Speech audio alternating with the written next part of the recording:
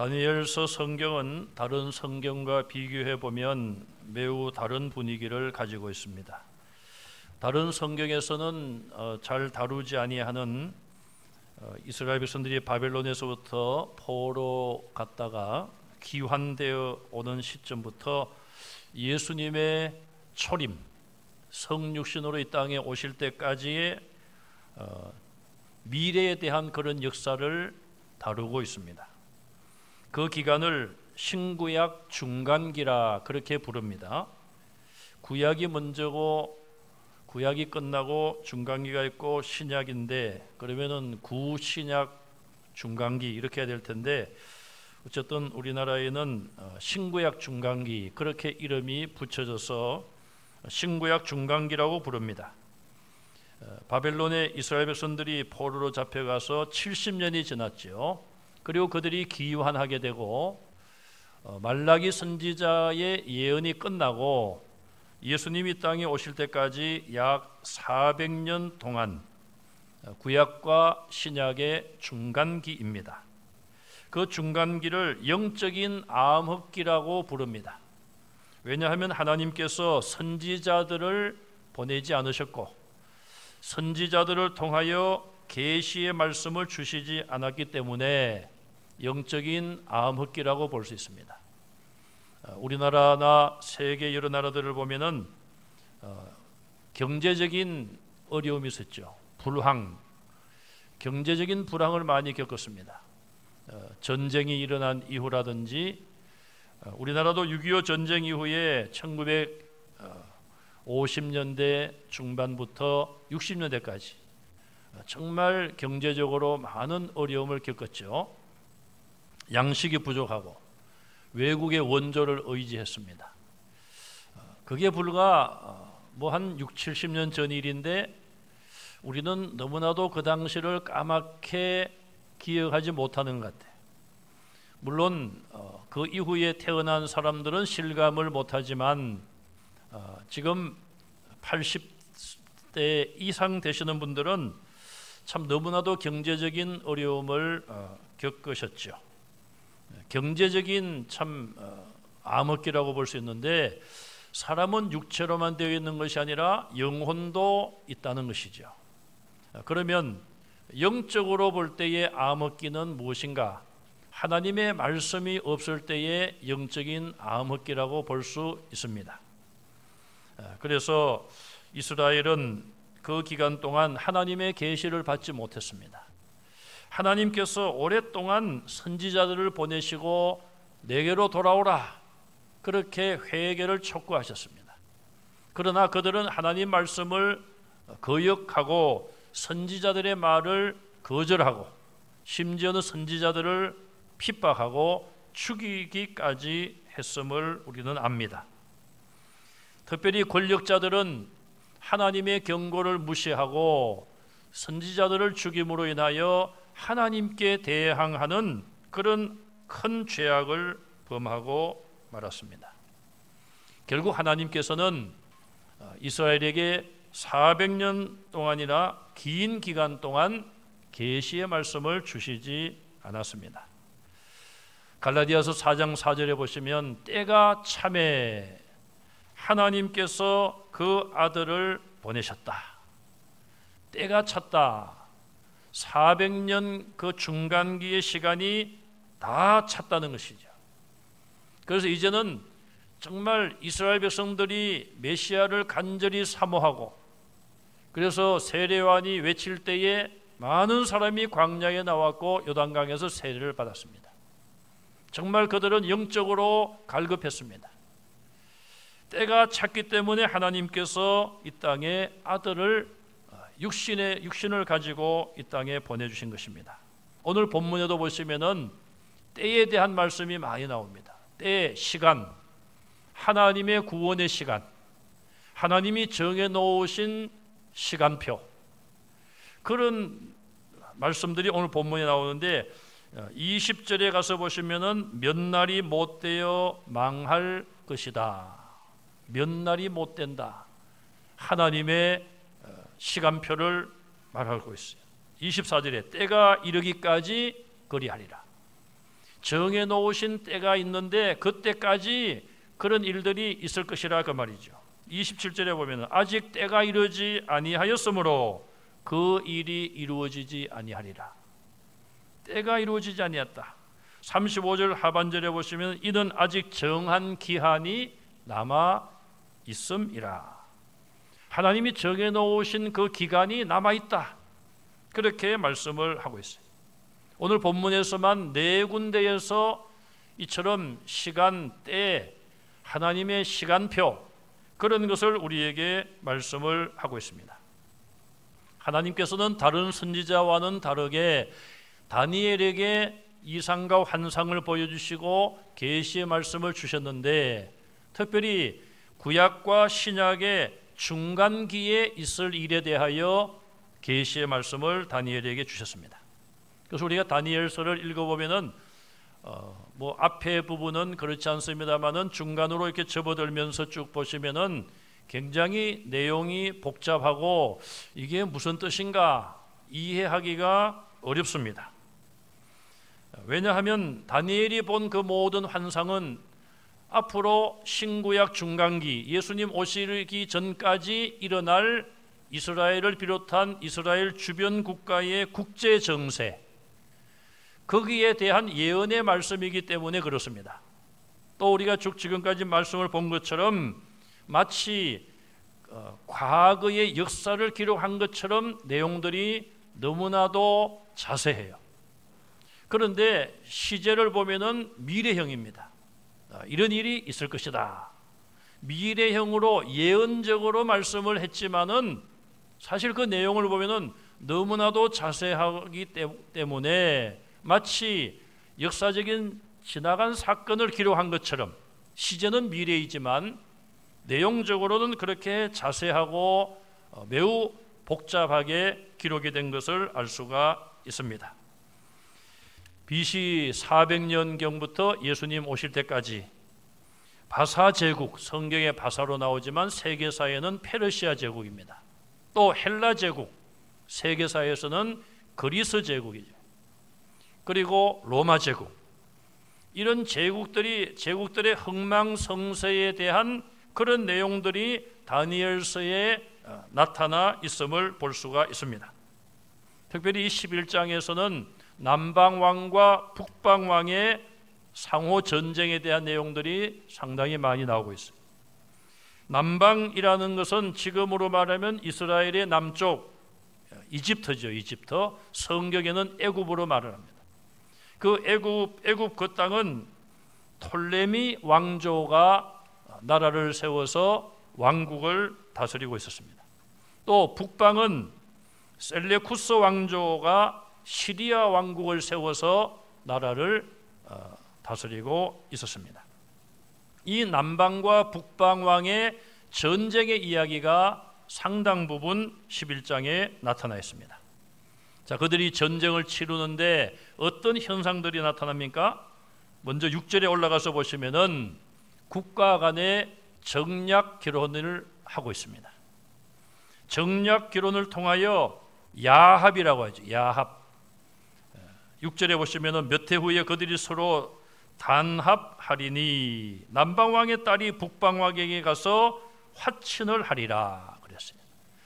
자, 이 남방에 있는 왕이 자기 딸을 북방왕에게 시집을 보냅니다.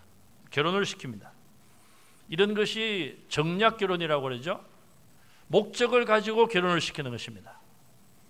여러분, 결혼을 왜 합니까? 결혼하는 이유가 뭡니까? 또 목적이 뭡니까? 사랑하기 때문에 결혼하는 것이죠. 사랑하고 행복을 서로 추구하기 위해서 결혼을 하는 거예요.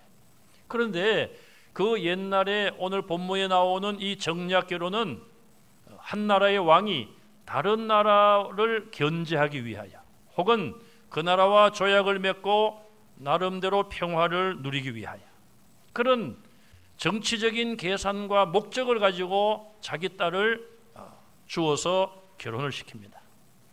내 딸이 왕의 부인으로 갔으니 우리나라를 침략하지 않겠지. 또 내 말에 협조하겠지. 자, 그런 이유로 결혼을 시켰습니다. 딸의 입장에서 보면 얼마나 불행합니까? 보지도 못한, 한 번 보지도 못한 사람에게 부인이 되기 위하여 나라를 떠나고 가정을 떠나고 부모를 떠나고 언어도 다르고 문화도 다르고 종교도 다르고 모든 것이 생소한 나라에 가서 살 수밖에 없는 것이죠. 또 왕을 둘러싼 그 많은 암투가 있지 않습니까? 그래서 결국은 정치적으로 희생을 당하기도 하고 결코 행복하기가 어려운 그런 결혼을 할 수밖에 없는 것입니다. 인간의 목적을 위하여, 정치적인 목적을 위하여 딸을 희생의 자리로 내모는 것이죠. 자, 사람들은 그렇게라도 해서 자기의 권력을 유지하고 자기에게 어떤 유익한 것을, 자기 나라에 유익한 것을 추구하는 것, 그것이 권력자의 본성이라고 볼 수 있어요.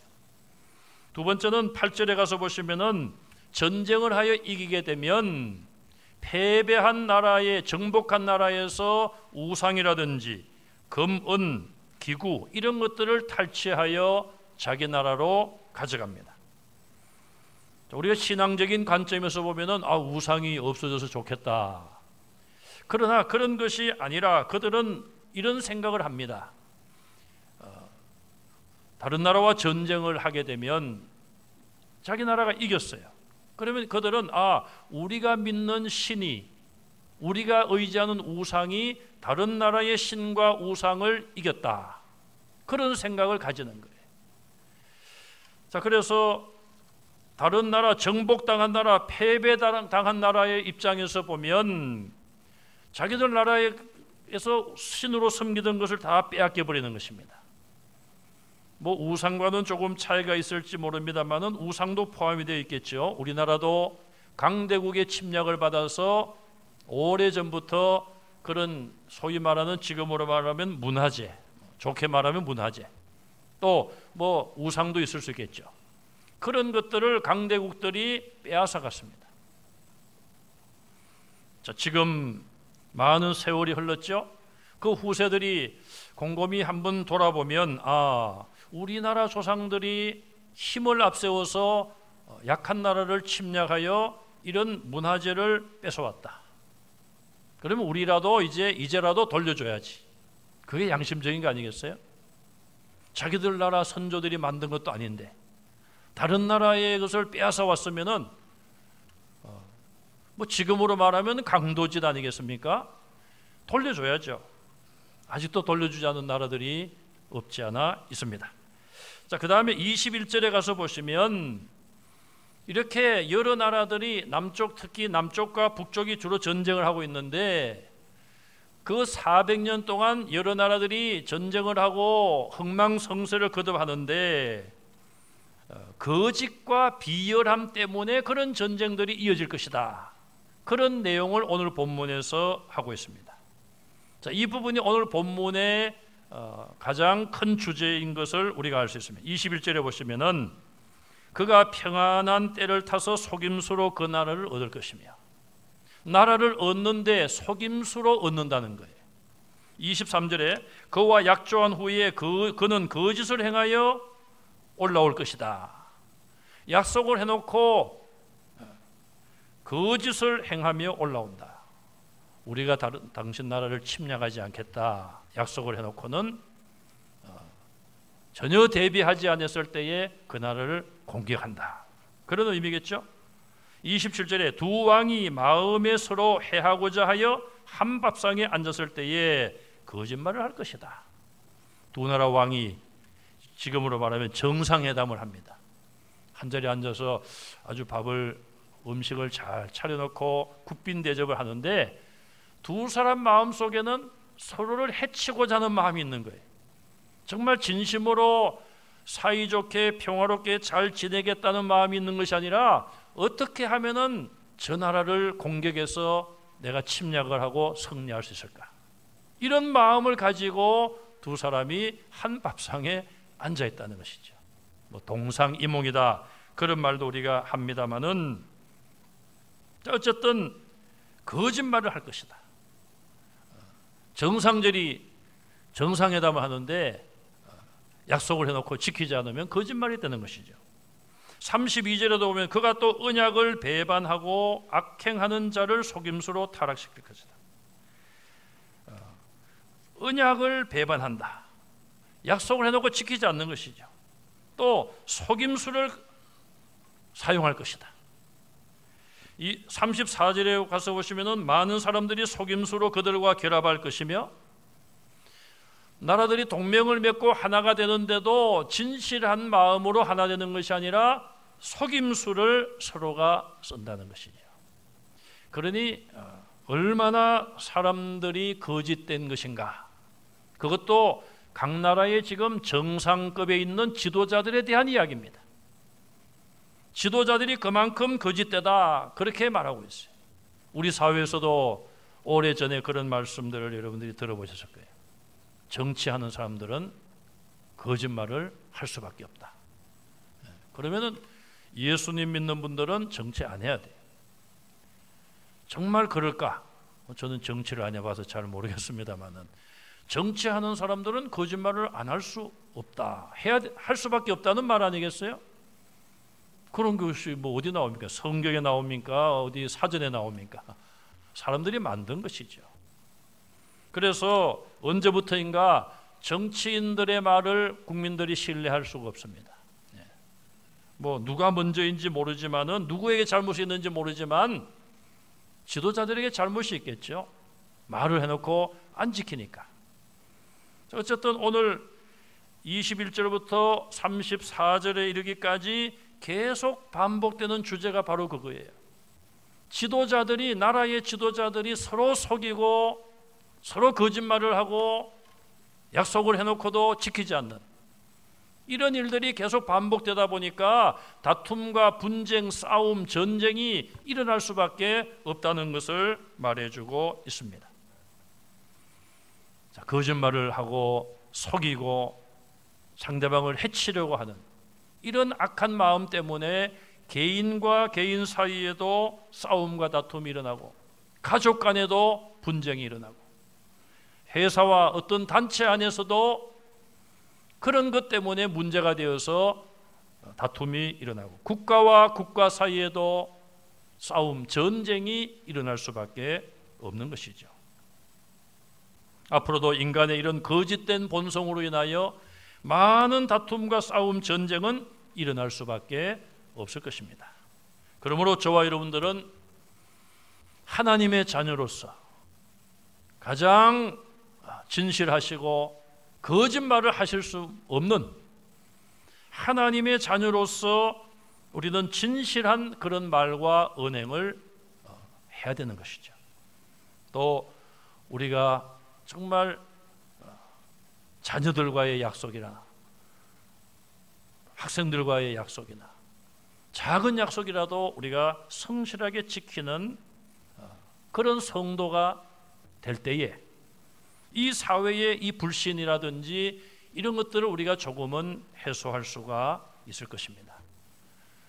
손해가 되더라도 약속한 것은 지키는 것이 성도가 해야 될 일인 것이죠. 또 한 가지 중요한 내용이 오늘 본문에 나오는데 적그리스도의 상징인 비천한 자가 일어나서 성도들을 핍박할 것이다. 25절에 보시면 그가 그랬어요. 그가. 여기 그는 세계사에 보면은 안티오쿠스 에피파네스 왕을 의미하고 있습니다. 그는 BC 171년에서 164년 사이에 이스라엘의 예루살렘 성전을 무너뜨리기도 하고 성전을 더럽혔습니다. 또 그뿐 아니라 유대인들이 가지고 있던 여호와를 믿는 신앙을 박해한 사람이에요. 31절에 보면 그가 어떤 악한 죄를 지을 것인지 예고하고 있습니다. 첫째는 성소를 더럽힌다 그랬어요. 금지된 곳을 밟을 것이다. 성소는 제사장들이 들어가고 지성소는 대제사장이 들어가는 곳입니다. 대제사장과 제사장이 그곳에 들어가도록 허용이 되었지만 몸을 성결케 하고 여러 가지 정결 예식을 철저하게 하고 들어가셨어요. 그런데 이방 나라 군대가 와서 성소와 지성소를 짓밟아 버린 거예요. 두 번째, 매일 드리는 제사를 금지시킵니다. 이스라엘은 제사장이 아침 저녁으로 하나님 앞에 번제를 드립니다. 분향을 하고 번제를 아침 저녁으로 드려요. 제단에 불을 끄지 말아야 됩니다. 그래서 항상 그 불씨를 가지고 아침과 저녁에 하나님 앞에 번제 제사를 드리는데 그것을 하지 않도록 금지시킨 것입니다. 사탄은 다니엘이 하루 3번 시간을 정하고 하나님께 기도하는 것을 금지시키기 위하여서 왕의 조서를 받아 한 달 동안 기도를 못하게 했죠. 기도하면 사자굴 속에 던진다고 했어요. 그러나 다니엘은 죽으면 죽으리라는 그런 각오로 기도 시간을 지켰습니다. 그 결과는 우리가 알지 않습니까? 사자굴 속에 던져졌지만 하나님이 그 생명을 지켜주셨어요. 그 다음에 안식일과 절기도 지키지 못하게 했습니다. 안식일은 거룩하게 구별하여 지켜야 될 하나님의 명령이고 절기도 하나님이 지키라고 명령하셨고 절기를 지키면서 하나님의 구원의 역사를 찬양하고 기억하고 감사하는 일인데 그것도 하지 못하겠습니다. 성경과 율법도 폐지시켰습니다. 율법을 가르치지 못하겠습니다.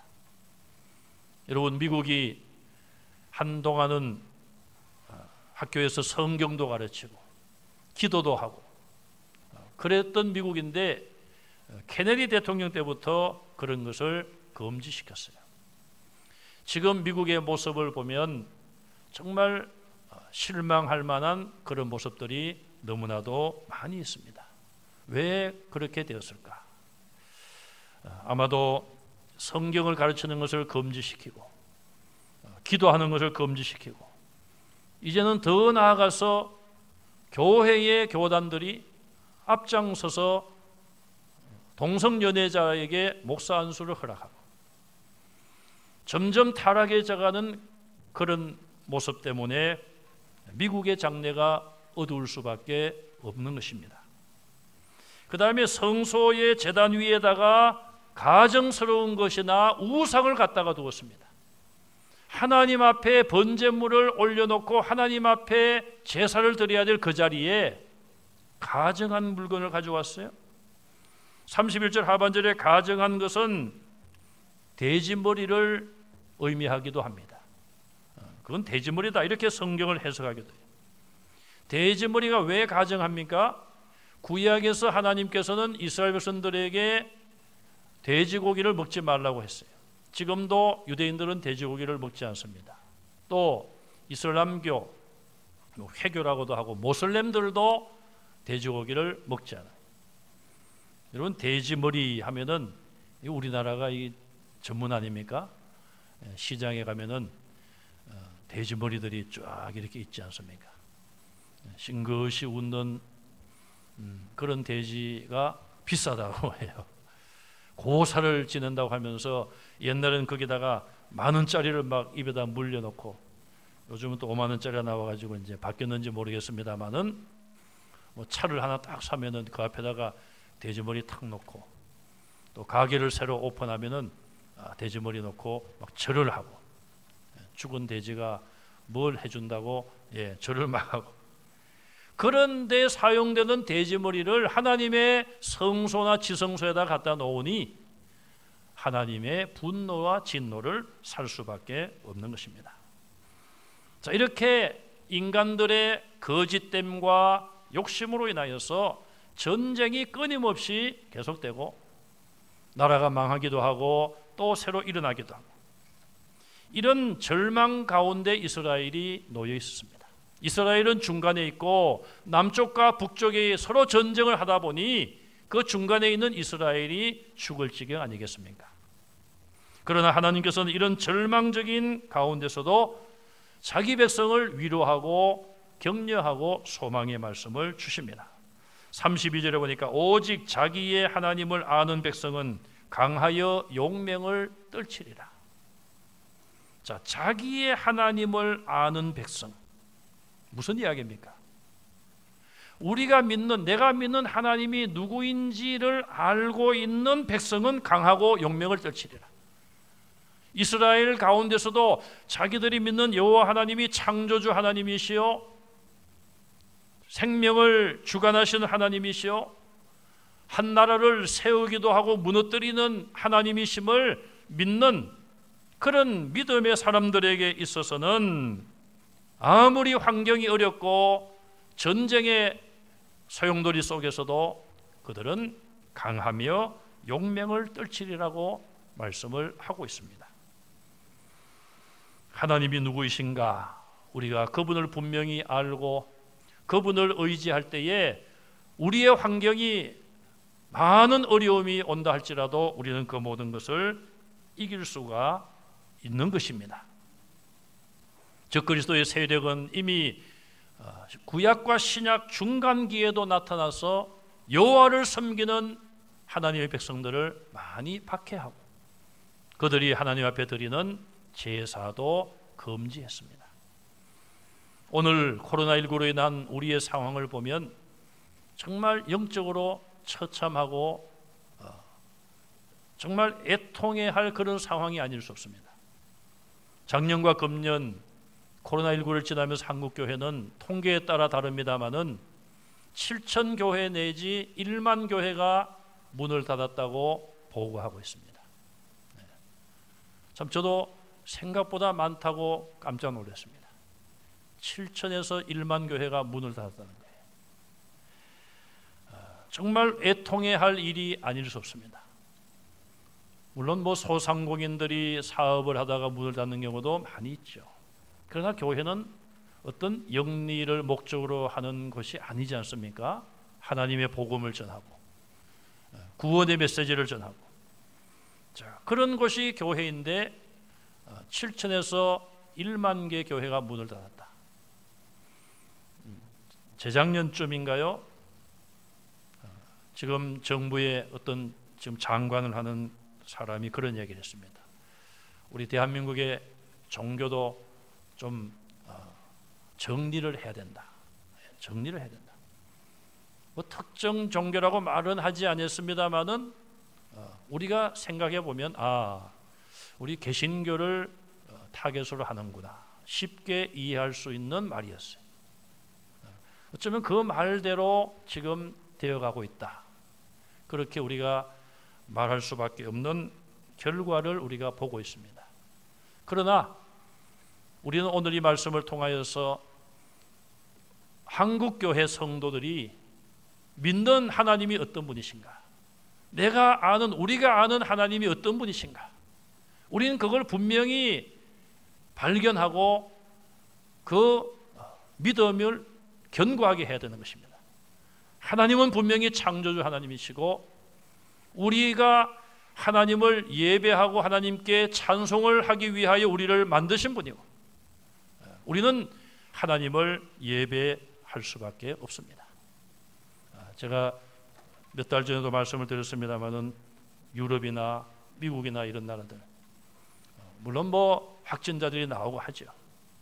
마스크를 벗고 모여서 운동 경기를 관람하고 응원하는 모습 정말 굉장히 부럽더라고요. 우리나라도 저런 때가 있었는가 생각할 정도로 참 그런 때를 우리가 소망 중에 바라보아야 되지 않겠습니까? 다시 그런 때가 올 수 있도록 하나님 우리가 잘못한 것을 용서해 주시고 우리 한국교회의 잘못을 용서하시고 다시 한번 무너진 교회들을 세워주시고 흩어진 성도들을 모아주십시오. 7,000개, 1만 개의 교회가 문을 닫았다고 하는데 하나님 이 민족을 불쌍히 보시고 다시 회복시켜 주십시오. 그렇게 기도하는 저와 여러분들이 되시기를 간절히 바랍니다. 우리의 힘으로 되는 것이 아닙니다. 우리가 믿는 하나님, 내가 믿는 하나님이 어떤 분이신가? 성경에 나타나 역사하신 하나님은 오늘도 변함없이 존재하고 계시는 분이에요. 이제 11월 달부터는 여러 가지 변화가 있다고 우리는 기대하고 있습니다. 여러분, 다른 종교, 제가 말은 하지 않겠습니다만은 실내에서 행사를 하는데 수백 명, 1000명이 모여서 실내 행사를 했어요. 마스크를 쓰고. 교회는 5,000명, 6,000명이 앉을 수 있는 넓은 예배당에 99명, 199명. 그게 한계입니다. 자, 우리는 정말 하나님 앞에, 공의의 하나님 앞에 부르짖어 기도해야 됩니다. 공의의 하나님, 이 땅에 공의가 서게 해 주십시오. 우리가 다른 거 원치 않습니다. 전능하신 하나님을 예배하기를 원합니다. 우리의 예배가 잘못되었다면 용서하시고 신령과 진리로 하나님 앞에 성결하고 거룩한 예배자가 되겠습니다. 한 번만 더 기회를 우리에게 주십시오. 한국 교회를 버리지 마시고 다시 한번 하나님의 손에 사용해 주십시오. 우리가 하나님 앞에 우리 자신들을 드리는 것밖에는 다른 길이 없습니다. 저는 그렇게 기도합니다. 하나님, 이제 우리가 올 때까지 오지 않았습니까? 이제 더 뒤로 갈 데가 없습니다. 더 뒤로 가라면은 우리는 갈 데가 없습니다. 그런 마음으로 기도합니다. 우리 모든 성도들도 그런 간절한 마음으로 기도하셔서 다시 예배가 온전히 회복되어야 됩니다. 주일학교 우리 선생님들이 아이들을 기다리고 있는데 시간이 되어도 아이들이 오지 않아요. 얼마나 참 그 마음이 답답합니까? 이제 우리 어린 자녀를 가진 우리 부모님들, 우리가 조금 생각을 바꿔야 됩니다. 이제 학교도 가고 또 아이들이 학원도 가고 뭐 배우러도 가지 않습니까? 일주일에 한 번 교회 와서 예배 드리는데 무엇이 두려워서 우리 아이들이 모이지 않습니까?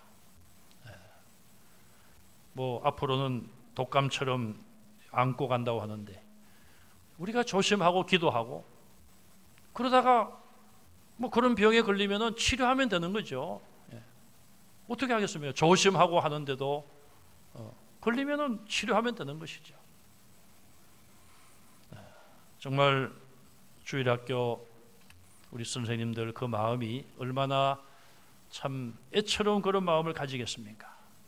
한국교회의 미래가 어디에 있습니까? 오늘 주일학교에 달려있는 거예요. 이 주일학교 세대가 끊어지게 되면 우리 한국교회의 장래는 어두울 수밖에 없습니다. 이런 사실을 우리가 심각하게 생각하시고 하나님께서 여호수아에게 말씀하십니다. 너는 강하고 담대하라. 두려워하지 말라. 겁내지 말라. 내가 너와 함께 함이니라. 네가 어디로 가든지 내가 너와 함께 한다. 하나님의 그 약속이 오늘 우리에게도 내게도 오늘 들려주시는 변함없는 하나님의 약속입니다. 그 약속의 말씀을 붙잡으시고 믿음으로 다시 일어날 수 있는 우리 자신들과 또 우리 한국교회가 되기를 주님의 이름으로 축원합니다.